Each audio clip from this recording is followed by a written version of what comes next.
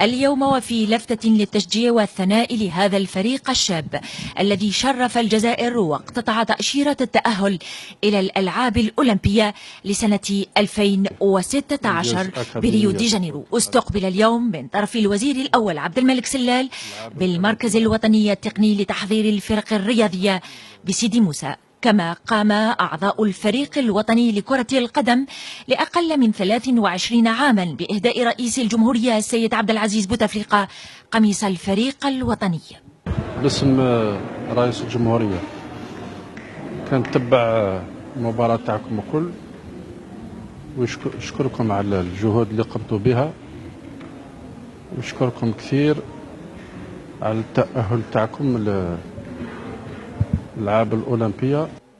عبد الملك سلال شجع أيضا بالمناسبة المنتخب الوطني إناث الذي يحضر للمشاركة في كأس إفريقيا لسنة 2016 بالكاميرون، وحرصا منه على الرفع من مستوى هذه الفرق الوطنية اطلع الوزير الأول عن قرب على إمكانات المركز الوطني التقني لتحضير الفرق الرياضية، وأعلن بالمناسبة عن إعادة بحث